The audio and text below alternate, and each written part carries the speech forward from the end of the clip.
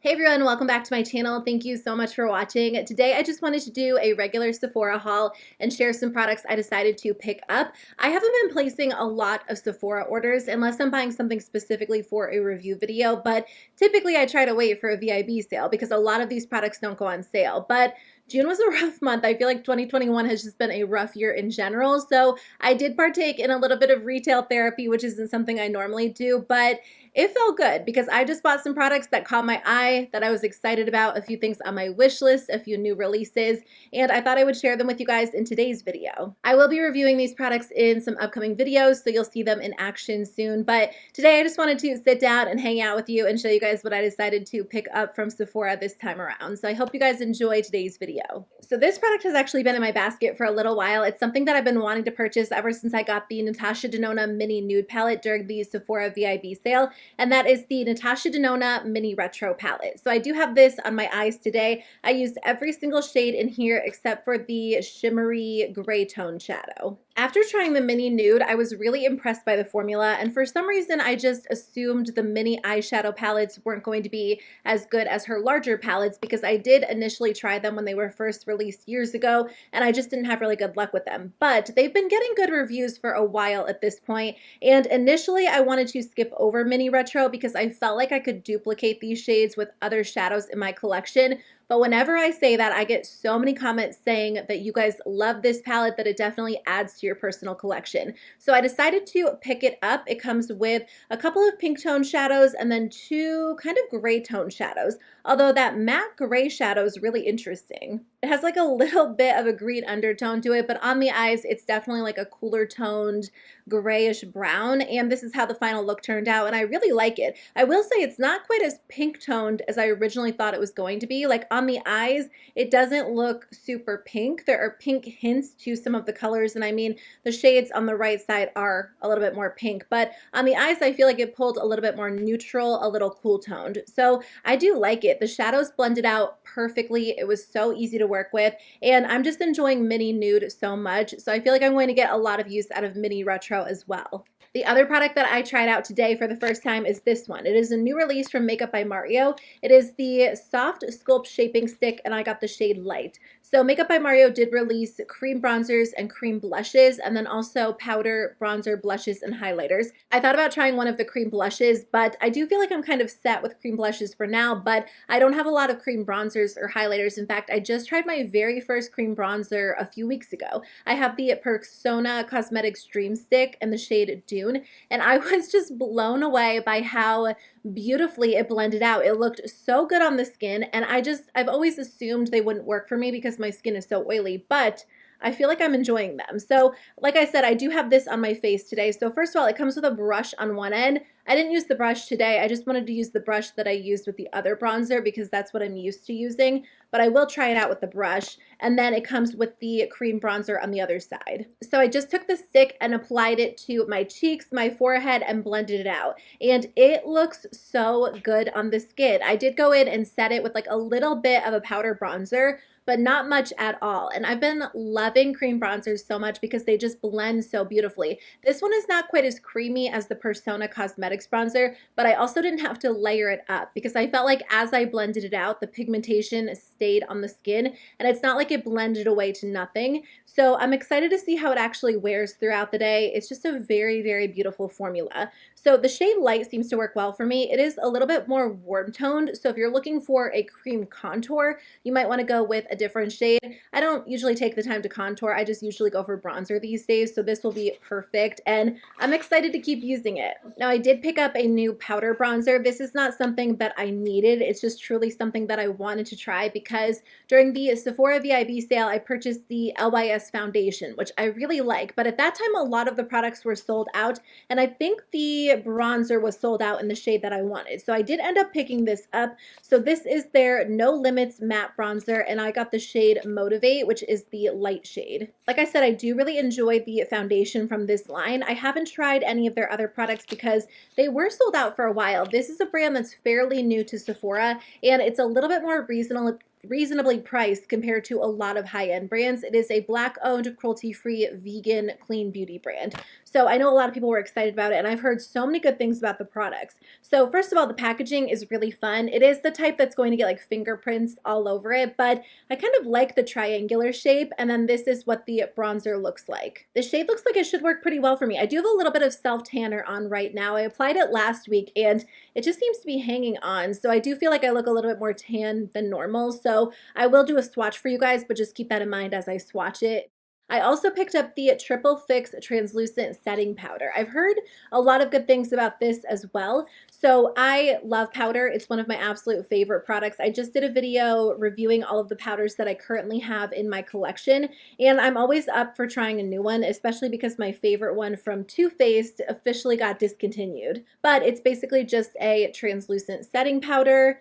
It feels nice. Like, it doesn't feel too lightweight or too heavy. It definitely has like a little bit of a smoothing property to it, which is perfect because I do deal with a lot of texture on my skin. So I can't wait to try out these products. I hope they become staples because I do really like the foundation. I also picked up a powder foundation, which I'm excited about because I do have one powder foundation in my collection right now. It is the Urban Decay Stay Naked The Fix, but the shade has been too light for me ever since I got it. And during the winter time, that's fine, but during the summer, it's just going to be a little bit off, especially because I do go in with self-tanner on occasion. So I decided to try out a new one. This one is the Fenty Pro Filt'r Soft Matte Powder Foundation. I went with the shade 180. There were a couple of shades that I was kind of going back and forth between, but I figured I would just go a little bit darker because the one that I have is a little bit too light, so I could always mix them together. I think I'll be able to make this one work for me. I know this product was getting a ton of hype when it was initially released, but I'm excited to finally have it. I feel like the summertime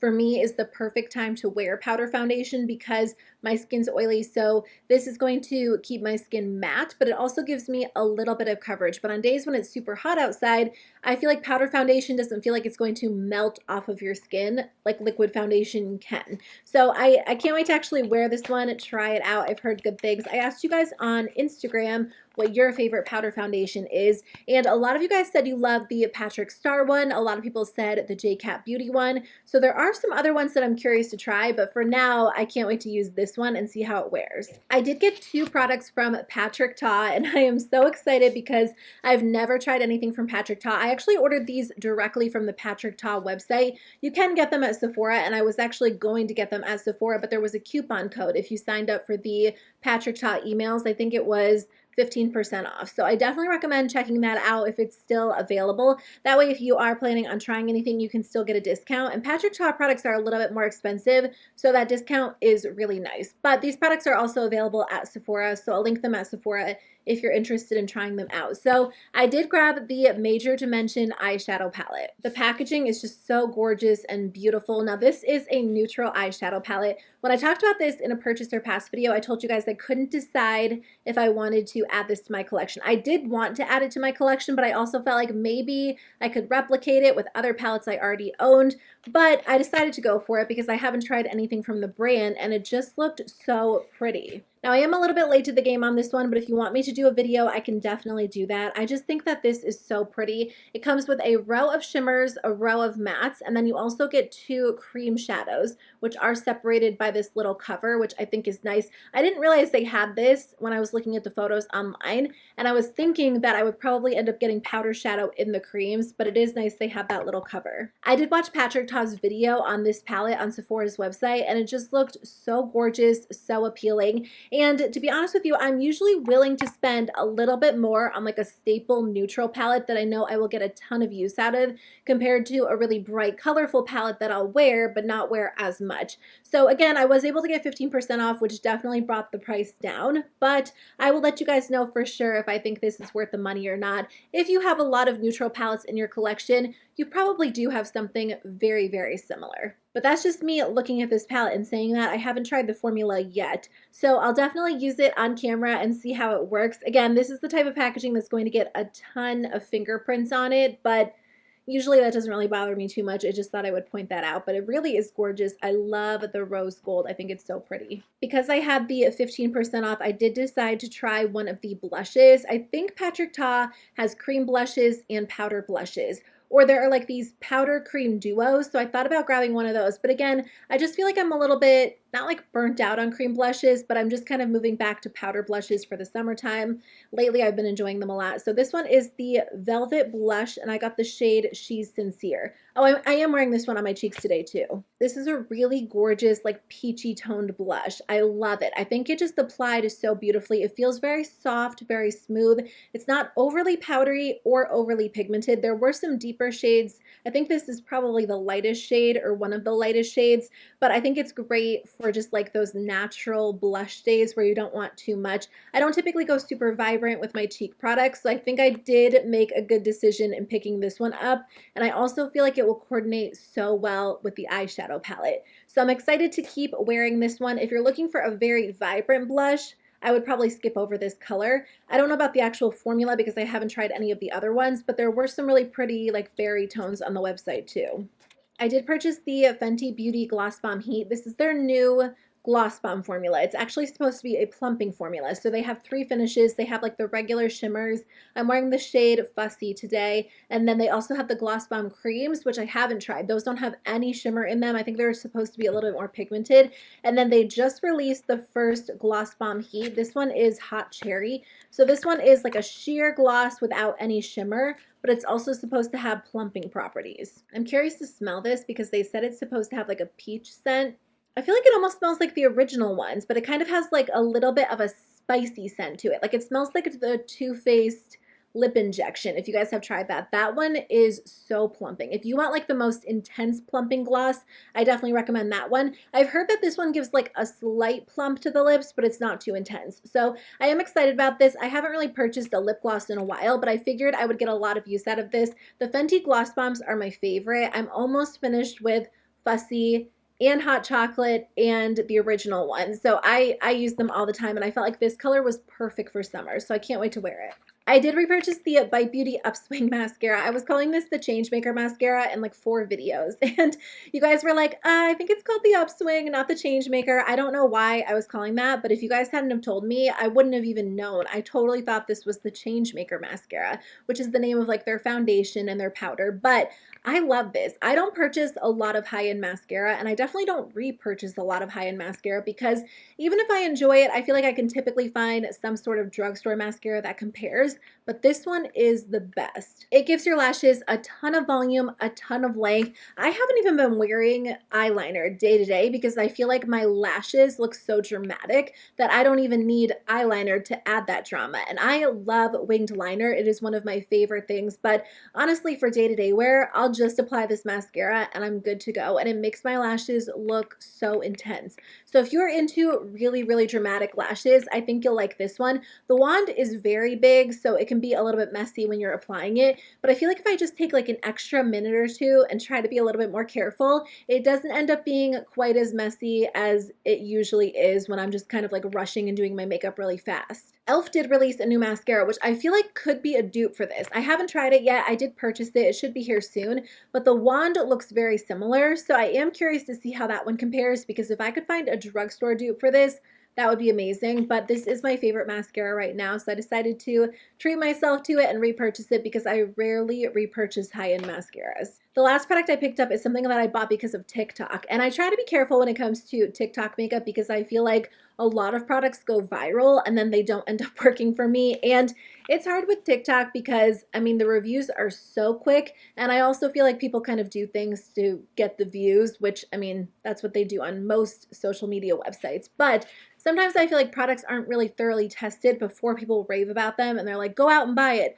But this is one that got me because it looked so pretty when people were applying it. It is the KVD Beauty Dazzle Stick, and I got the shade Hail Surge. So this is basically like a cream eyeshadow stick, but it's a very, very soft product. So I saw people applying this like directly to their eyes, but then I did see that the product broke apart a little bit. I also saw people just kind of like going in with their finger, which is what I think I'll try, and then like tapping it all over their eye. And it just gave their eyes like the most beautiful shimmery effect. I'm actually going to apply it directly to my hand in the stick, but I'm just going to use a light hand because I don't want to break the product. Oh, weird. It kind of has like a cooling effect to it. I kind of wonder if you could get the same effect with a ColourPop Super Shock shadow. I don't know. That is gorgeous. I honestly just applied a little bit. I didn't even blend it in.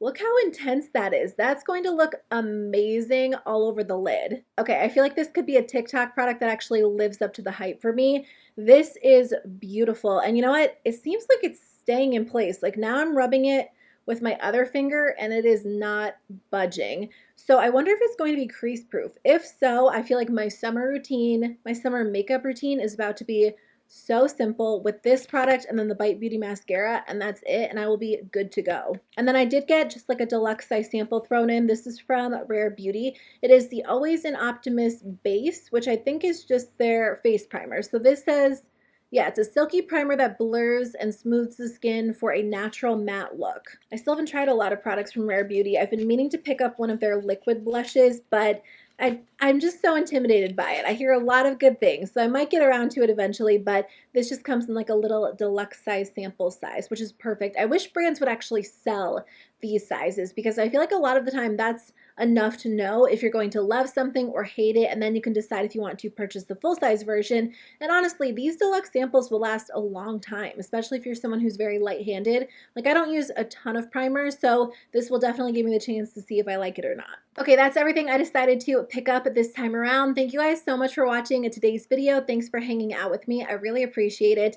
I'm just genuinely excited about these products, and I love when I feel that way because there are times where I feel like nothing catches my attention, but I do love makeup so much. So when there are products that just genuinely make me excited to sit down and do my makeup, it is the best feeling. So anyway, thank you guys for watching today's video. I really appreciate it. Thanks for spending some time here on my channel. I would love for you to subscribe. I upload 4 times a week and I'll be back on Thursday with a new video.